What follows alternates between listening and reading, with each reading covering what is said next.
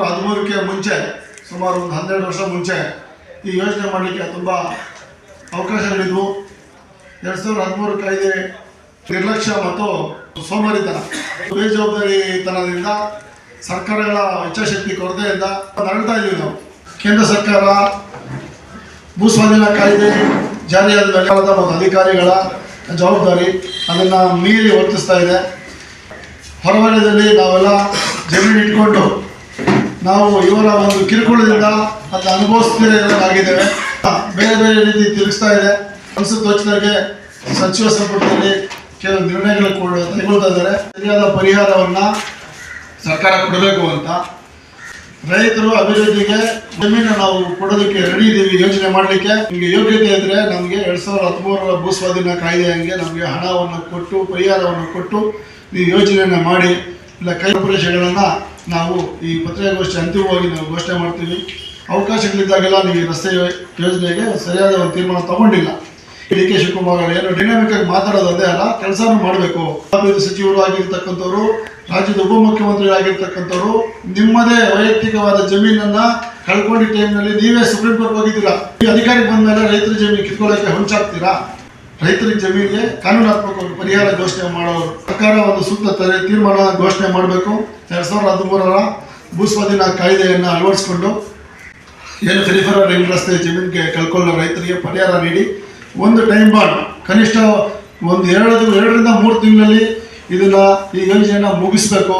ಇಲ್ಲ ಅಂದರೆ ನಾವು ಮುಂದೆ ಕಾನೂನಿನ ಹೋರಾಟವನ್ನು ಅದನ್ನು ಘೋಷಣೆ ಮಾಡಬೇಕಾಗ್ತಿದೆ ಅಂತ ಹೇಳಿ. ಬೆಂಗಳೂರು ಭಾಗದಲ್ಲಿ PR ರಸ್ತೆ ಅಧಿಸೂಚನೆ ಆಗಿ 20 ವರ್ಷ ಆಯಿತು. ಪೆರಿಫೆರಲ್ ರಿಂಗ್ ರಸ್ತೆ ಅಂತಕ್ಕಂಥ ಒಂದು ಯೋಜನೆ ಸರ್ಕಾರ ಮರು ನಾಮಕರಣ ಮಾಡಿಕೊಂಡು ನಗದು ಪರಿಹಾರ ಏನು ಮಾರುಕಟ್ಟೆ ದರನ ಪರಿಶೀಲಿಸಲಿಲ್ಲ.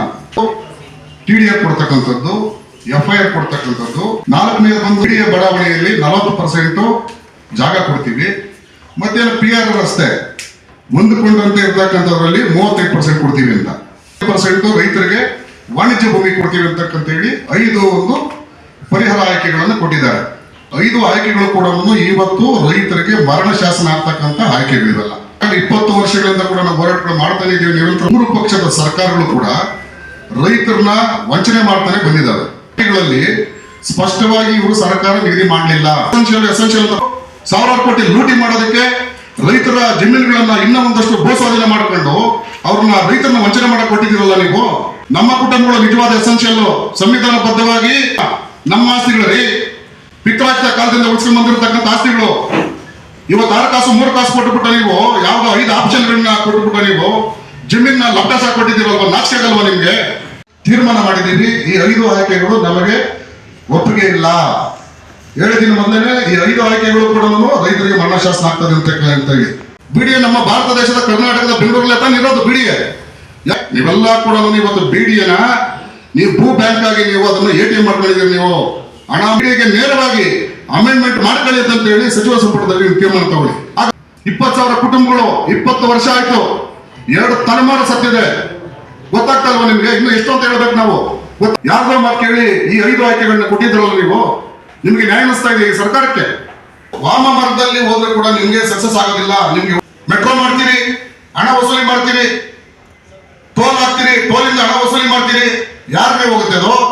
ಬಿಟ್ಟಿರ್ತಕ್ಕಂಥ ಟ್ಯಾಕ್ಸ್ ಏನಾಯ್ತು, GST ದುಡ್ಡು ಏನಾಯ್ತು? ಕೇಂದ್ರ ಸರ್ಕಾರದಿಂದ ತಗೊಂಬನ್ನಿ ಹಣ. ಎಲ್ರಿಗೂ ಹೋಗ್ಬೇಕು ರೈತರು. ರೈತರುಗಳು ಬೆಳೆ, ಹಾಲು, ಪ್ರತಿಯೊಂದು ದವಸ ಧಾನ್ಯಗಳನ್ನು ಬೆಳೆದು ನೀವು ಬೆಂಗಳೂರಿಗೆ ಕೊಡ್ತಾ ಇದ್ದೀವಿ ನಾವು.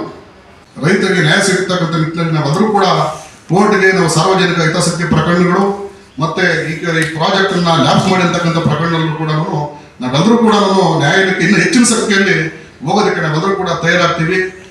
ಕಾನ್ಸ್ಟಿಟ್ಯೂಷನಲ್ ಅನಾಮಲೀಸ್ ಇದೆ. ಅದಕ್ಕೆ ಈ 5 ಆಪ್ಷನ್ಸ್ ನಮಗೆ ಕೊಟ್ಟರು ಕಾಂಪನ್ಸೇಷನ್ ಅಂತ. ಇದು ನಮ್ಗೆ ಉರುಳಾಗಿದೆ ಅಂತ ನಾವು ಆಲ್ರೆಡಿ ಡಿಸಿಷನ್ ತಗೊಂಡು ನಾವು ಅದನ್ನು ರಿಜೆಕ್ಟ್ ಮಾಡಿದ್ದೀವಿ.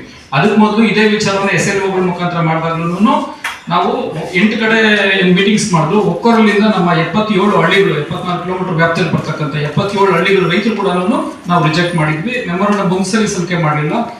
8 ಪ್ಲಸ್ ಇನ್ನೊಂದು 16 ಇಷ್ಟು ಬಾರಿ ಸಲ್ಲಿಕೆ ಆಗಿದೆ. ಇವತ್ತು ನಾವು ಅದರ ಮುಂದುವರೆದ ಭಾಗದಲ್ಲಿ ಸಲ್ಲಿಕೆ ಮಾಡ್ತಾ ಇದ್ವಿ. 17ನೇ ತಾರೀಕು ನಮ್ಮ ದೇಶಪಾಂಡೆ ಕಮಿಟಿ ಅಂದ್ರೆ KARC, Karnataka administrative and reforms commission ಏನಿದೆ, ಅದರ ಅಡಿಯಲ್ಲಿ ಒಂದು ರೆಕಮೆಂಡೇಶನ್ಸ್ ನ ಗೌರ್ಮೆಂಟ್ ಗೆ ಸಲ್ಲಿಕೆ ಮಾಡುತ್ತೆ. ಅಲ್ಲಿ ಸ್ಟೇಟ್ ಮತ್ತೆ ಸೆಂಟ್ರಲ್ ಕಾನೂನುಗಳು ಏನು ಒಂದಕ್ಕೊಂದು ವಿರುದ್ಧಾಭಾಸವಾಗಿ ನಡೀತಾ ಇದಾವೆ, ಅದರಿಂದ ಆಗ್ತಕ್ಕಂಥ ಕಾನ್ಫ್ಲಿಕ್ಟ್ ನ ಕಡಿಮೆ ಮಾಡಬೇಕು ಅಂತ, ಅಂದ್ರೆ ಅದನ್ನ ಎಲಿಮಿನೇಟ್ ಮಾಡಬೇಕು ಅಂತ ಒಂದು ರೆಕಮೆಂಡೇಶನ್ಸ್ ಕೊಡ್ತಾರೆ. ಏನಪ್ಪಾ ಅಂದ್ರೆ ಸೆಂಟ್ರಲ್ ಕಾನೂನು 2013 ಆಕ್ಟ್ ಏನಿದೆ ಅದನ್ನ ಎಲ್ಲಾ ಸಂಸ್ಥೆಗಳು ಸರ್ಕಾರವನ್ನು ಸೇರಿಸಿ ಅಳವಡಿಕೆ ಮಾಡ್ಕೊಬೇಕು ಅಂತ ರೆಕಮೆಂಡೇಶನ್ ಕೊಟ್ಟಿದೆ. ಸೊ ಈ ಒಂದು ವಿಚಾರದಲ್ಲಿ ನಾವು ಸರ್ಕಾರನ ನಾವು ಮತ್ತೆ ಗವರ್ನರ್ ಮುಖಾಂತರ ಈಗ ಕಾನ್ಸ್ಟಿಟ್ಯೂಷನ್ ಅನಾಮಲೀಸ್ ನ ಸರಿಪಡಿಸಬೇಕು ಅಂತ ನಾವು ಇವತ್ತು ಮನವಿಯನ್ನ ಸಲ್ಲಿಸ್ತೀವಿ. ಗೌರವಾನ್ವಿತ ನಮ್ಮ ರಾಜ್ಯಪಾಲರಿಗೆ ಅದನ್ನ ಕರೆದು ನಮ್ಮನ್ನೆಲ್ಲ ಕೂರಿಸ್ಕೊಂಡು ನಿಮ್ಗೆ ಏನ್ ಕಾಂಪನ್ಸೇಷನ್ ಬೇಕು, ಯಾವ ರೀತಿ ಬೇಕು ಅಂತ ಕೇಳಿದಾರೆ. ಕೇಳಿಲ್ಲ. ಇಲ್ಲ ಮೆಟ್ರೋಪಾಲಿಟನ್ ಪ್ಲಾನಿಂಗ್ ಕಮಿಟಿ ಇರಬೇಕಾಗಿ ಸಿಟಿ ಮಟ್ಟಕ್ಕೆ ನಮ್ದು ಸಿಟಿ ಲಿಮಿಟ್ಸ್ ಅಲ್ಲಿ ಬರ್ತಾ ಇದೆ ಮೇಜರ್ ಆಗಿ, ಕೆಲವೊಂದು ಭಾಗ DPC ಕೆಳಗಡೆ ಬರುತ್ತೆ. ಇವು ಎರಡನ್ನೂ ಉಲ್ಲಂಘನೆ ಮಾಡಿ ಇವತ್ತು ಯಾವ ಆಧಾರದ ಮೇಲೆ ನೀವು BDA ಮುಂದಕ್ಕೆ ಬಿಟ್ಟು ಅಕ್ವೇಷನ್ಸ್ ಮಾಡ್ತಾ ಇದ್ದೀರಾ? ಜುಡಿಷಿಯಲ್ ಓವರ್ ರೀಚು, ಇನ್ನೊಂದು ಎಕ್ಸಿಕ್ಯೂಟಿವ್ ಓವರ್ ರೀಚ್ ಆಯ್ತಲ್ಲ. ಇದು ಮೀಡಿಯಾಗೂ ನೀವೇ ಸ್ಟೇಟ್ಮೆಂಟ್ ಕೊಡ್ತಾ ಇದ್ರಿ ಎಲ್ಲಾನು ಇದೆ.